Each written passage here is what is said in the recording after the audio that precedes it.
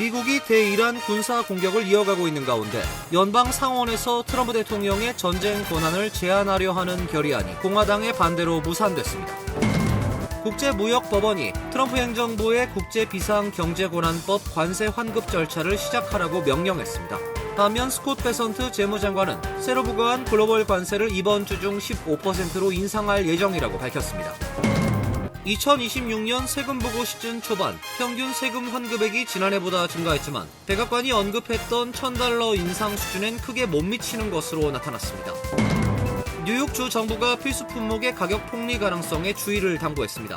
글로벌 정세 불안정으로 소비자들에게 불공정하거나 과도한 가격 인상을 초래할 수 있다며 비정상적인 가격 인상을 경험할 경우 신고해달라고 당부했습니다. 식수로 사용하는 지하수가 언제 형성됐는지 또 어떤 암석층을 통과했는지에 따라 파킨슨병 발병 위험이 크게 달라질 수 있다는 연구 결과가 나왔습니다. 이상은 오늘의 주요 뉴스입니다. 시청자 여러분 안녕하십니까? KBN 뉴스입니다. 미국이 대이란 군사 공격을 이어가고 있는 가운데 연방 상원에서 트럼프 대통령의 전쟁 권한을 제한하려 하는 결의안이 공화당의 반대로 무산됐습니다. 의회 전문지 더 힐에 따르면 민주당이 주도해 발의한 전쟁 권한 결의안이 찬성 47표, 반대 53표로 부결됐습니다. 결의안은 이란에 대한 추가 군사력 사용을 제한하는 내용을 담았지만 대다수의 공화당 의원이 당론에 따라 투표하면서 통과되지 못했습니다. 공화당에선 랜드폴 상원 의원이 유일하게 반대표를 행사했습니다. 민주당은 수정헌법은 전쟁 선포 권한을 대통령이 아닌 의회에 부여한다며 트럼프 대통령이 명확한 시한, 목표 없이 미국을 불법적인 전쟁으로 끌어들였다고 비판했습니다. 트럼프 대통령은 지난해 6월 이란 핵시설 폭격과 지난 1월 니콜라스 마두로 베네수엘라 대통령 체포 당시에도 의회의 승인을 받지 않았습니다. 다만 의회 내 일부 공화당 의원들은 작전이 몇 주 이상 지속되거나 미군이 지상군을 투입할 경우 트럼프 대통령이 의회 승인을 받아야 할 수 있음을 분명히 했습니다. 공화당 톰 틸리스 상원 의원은 우리의 최종 목표가 무엇인지 신속히 정립해야 한다며 작전이 몇 주간 지속하고 지상군 투입이 포함된다면 군사력 사용 승인을 위한 진지한 논의가 필요할 것이라고 말했습니다. 월스트리트저널은 민주당이 추진하는 결의안은 의회 문턱을 넘더라도 트럼프 대통령이 거부권을 행사할 것으로 보인다고 전했습니다. 연방 국무부는 최근 중동 지역 긴장 고조 속에 17,500명 이상의 미국인이 안전하게 귀국했다고 밝혔습니다. 정부는 전세기 등을 동원해 안전 귀국을 지원하고 있습니다.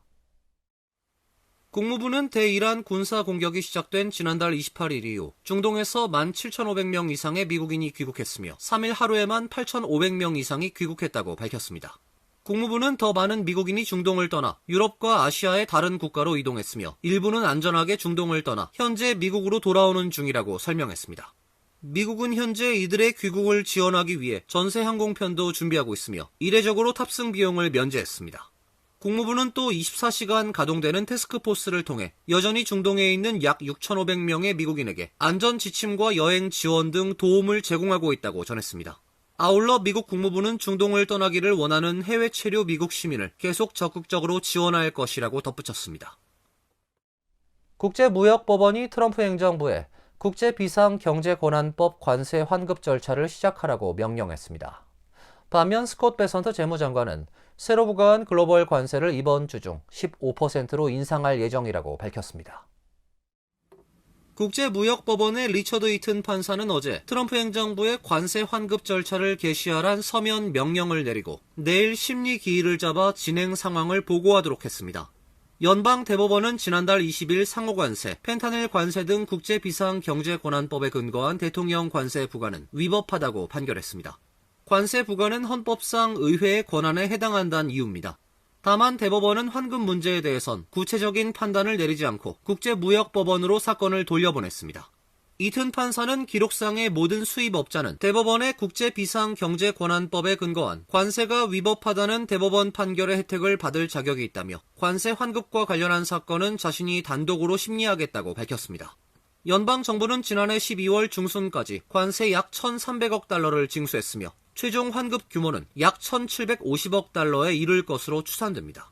이번 명령에 따라 세관국경 보호국은 국제비상경제권한법에 따른 관세 징수를 중단하고 이미 청산 절차가 완료된 관세에 대해선 재청산을 통해 환급해야 합니다.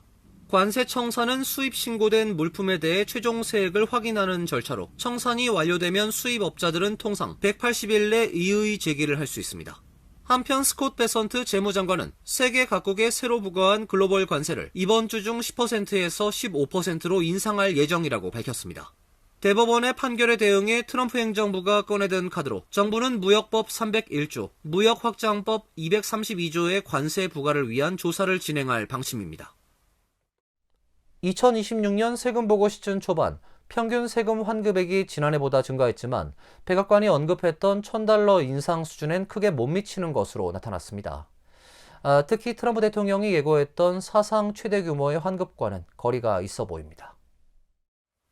국세청이 지난달 27일 발표한 자료에 따르면 올해 2월 20일까지 접수된 신고 기준 평균 환급액은 $3,804로 집계됐습니다.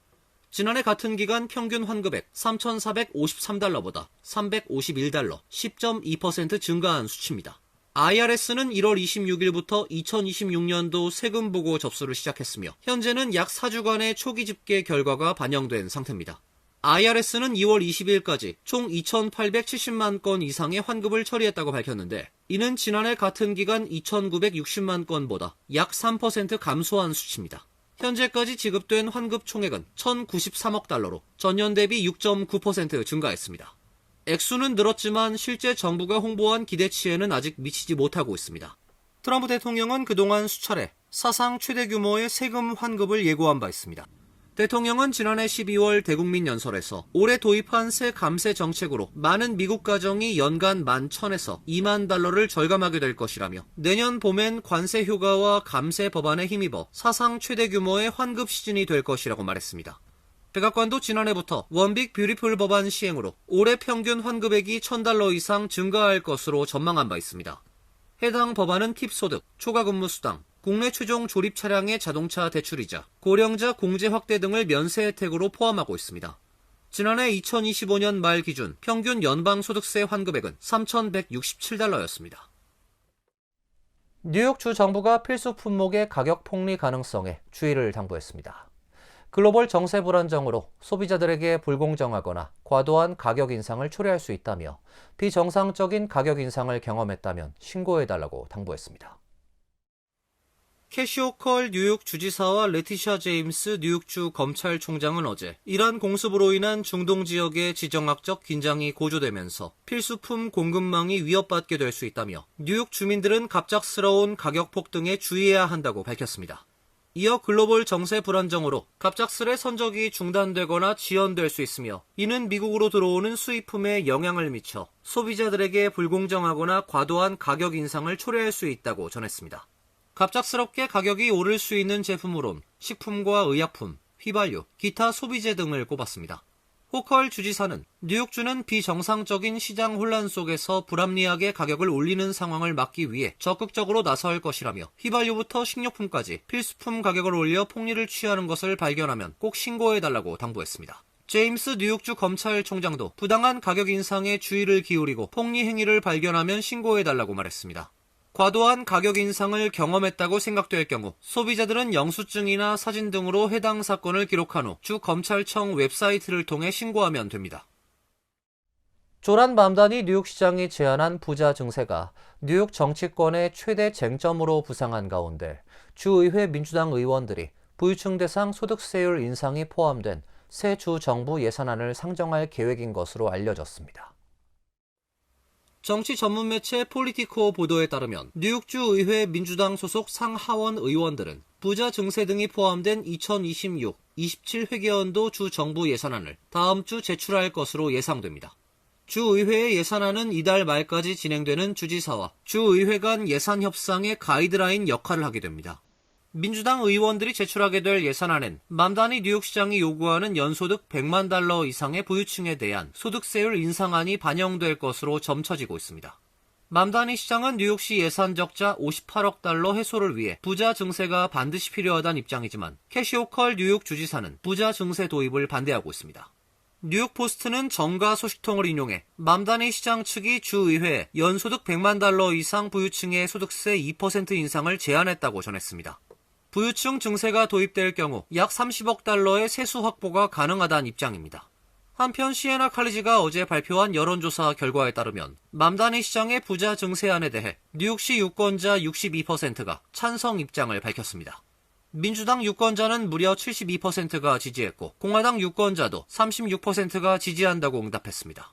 뉴욕주 전체 유권자의 경우 54%가 부자 증세를 찬성했고 반대는 29%에 불과했습니다. 뉴욕시가 시 전역에 버스와 자전거 전용 차로를 확대하겠다는 계획을 세웠었지만 목표치에는 크게 못 미치는 것으로 나타났습니다. 뉴욕시가 유럽 주요 도시에 비해 자전거로 이동하기 매우 어려운 상황이란 지적입니다. 뉴욕시 의회는 지난 3일 버스 및 자전거 전용 차로 관련 공청회를 주최하고 시 정부의 전용 차로 건설 성과를 비판했습니다. 숀 아브레우 시의원은 지난 2년간 시 정부는 새로운 버스와 자전거 전용차로 건설 목표의 절반도 달성하지 못했다며 50% 수준밖에 건설하지 못한 것은 완전한 낙제점이라고 평가했습니다. 뉴욕시는 지난 2019년 뉴욕시 스트리트 플랜을 확정하고 2022년부터 2026년 사이에 최소 150마일의 버스차로와 250마일의 자전거 전용차로를 건설하겠다는 목표를 세운 바 있습니다. 특히 지난해의 경우 뉴욕시는 30마일의 버스 전용차로를 만들 예정이었지만 현재까지 20.8마일만 완공한 상태입니다. 2024년도의 경우 새롭게 건설된 버스 전용차로는 13.5마일밖에 되지 않았습니다. 최근 조란 맘다니 시장이 임명한 마이크 플린 시 교통국장은 한동안 보류됐던 자전거, 버스 전용차로 프로젝트를 재개했다고 공청회에서 밝혔습니다. 뉴욕시가 다시 추진하는 프로젝트는 브루클린 맥기네스 블러바드 자전거 전용차로 설치, 맨해튼 메디슨 애비뉴를 따라 23스트리트부터 42스트리트까지 버스 전용차로 연결, 브롱스 포드엠 로드의 버스 전용차로 재설계 등입니다. 프로젝트는 해당 지역 내 여러 사업체를 소유한 정치적으로 영향 있는 업체나 기업들이 반대하면서 지연된 것으로 전해졌습니다. 식수로 사용하는 지하수가 언제 형성됐는지, 또 어떤 암석층을 통과했는지에 따라 파킨슨병 발병 위험이 크게 달라질 수 있다는 연구 결과가 나왔습니다.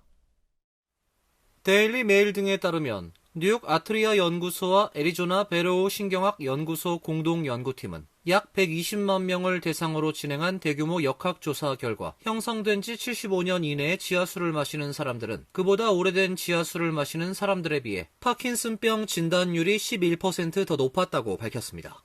연구팀은 오래된 지하수일수록 더 깊은 곳에 위치해 현대의 살충제나 중금속 같은 오염물질로부터 안전하기 때문이라고 분석했습니다. 특히 지하수를 머금고 있는 대수층의 종류에 따라 위험도는 극명하게 갈렸습니다. 석회암 지질인 탄산염 대수층의 지하수를 마시는 그룹은 모래와 자갈이 천연 여과기 역할을 하는 빙하 대수층 그룹보다 파킨슨병 발병 위험이 무려 62%나 높게 나타났습니다. 연구를 주도한 브리타니 크리자노프스키 박사는 최근 70에서 75년 사이에 내린 비로 만들어진 지하수는 현대 오염물질에 더 많이 노출돼 있다며 반면 빙하 대수층은 물이 이동하며 자연 필터 역할을 해주기 때문에 오염도가 낮다고 설명했습니다. 파킨슨병은 뇌의 도파민 세포가 파괴되는 퇴행성 질환으로 전문가들은 최근 환자 급증의 원인으로 오염과 살충제 등 환경적 요인을 지목해왔습니다. 연구팀은 이번 결과가 지하수와 파킨슨병 사이의 직접적인 인과관계를 입증하는 것은 아니지만 지하수의 나이와 지질학적 환경이 중요한 위험 요인이 될 수 있음을 시사한다고 덧붙였습니다. 이어서 간추린 소식입니다. IC 구금시설에서 수감 중이던 40대 남성이 사망해 논란이 되고 있습니다. 남성은 지난 1월 9일 LA 에코팍의 한 건설 현장에서 일하던 중 이민 당국에 의해 체포돼 샌버나디노 카운티에 있는 아델란토 IC 구금센터에 수감됐습니다. 해당 시설은 민간 교정업체 GEO 그룹이 운영하는 것으로 알려지고 있습니다.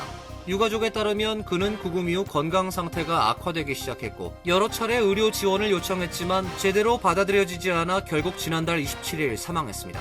가족은 고인이 기존에 복용해야 하는 약이 있었지만 구금시설에서 필요한 치료를 받지 못했다고 주장하고 있습니다. 국토안보부와 IC는 현재까지 이 사건에 대한 공식 입장을 발표하지 않고 있습니다. 조란 맘다니 뉴욕시장은 3일 캐시오컬 뉴욕 주지사와 함께 기자회견을 열고 맨해튼, 브루클린, 브롱스, 퀸즈 지역의 2K 프로그램 제공 지역을 발표했습니다. 맨해튼에선 워싱턴 하이츠와 인우드, 해밀턴 하이츠, 맨해튼빌 등 어퍼 맨해튼 지역이 2K 프로그램 지역으로 선정됐습니다. 저소득층 인구가 많은 곳으로 꼽히는 브롱스에도 2K 프로그램이 대거 공급됩니다. 포드햄 노우드, 맨코틀랜드 빌리지, 리버데일 등을 포함하는 10학군이 대표적입니다. 브루클린에선 18학군과 23학군이 선정됐습니다. 퀸즈는 27학군에서 2K 프로그램이 제공됩니다. 한인 밀집 지역은 2K 프로그램 제공 지역에서 이번엔 제외됐습니다. 뉴욕 총영사관이 뉴욕 시라큐스, 커네티컷, 올바니, 버팔로 등 원거리 지역 순회 영사 업무 일정을 발표했습니다.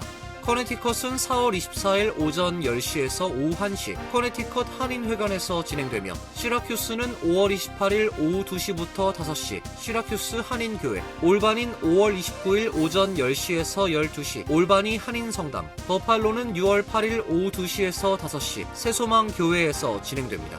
순회 영사 서비스는 여권 발급 신청, 영사 확인, 가족관계 등록 및 증명서 발급, 병역 업무, 국적 관련 업무 재외국민 등록 및 발급, 사증 발급 신청 등입니다.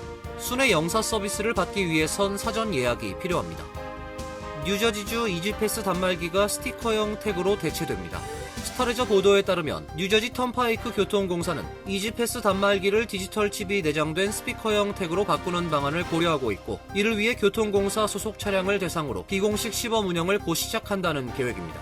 교통공사는 시범 운영을 통해 문제가 발견되지 않을 경우 이르면 올 연말부터 디지털 칩이 내장된 스티커형 태그를 도입할 예정입니다. 지난 수십 년 동안 사용되어 온 차량 앞유리 등에 부착하는 직사각형 형태의 플라스틱 재질 이지패스 단말기는 배터리 수명이 8에서 10년 정도로 정기적 교체가 필요한 단점이 있습니다. 반면 스티커형 태그는 배터리가 필요하지 않아 단말기 교체에 드는 수백만 달러의 비용을 절감할 수 있는 장점이 있습니다. 환율과 증권 소식입니다.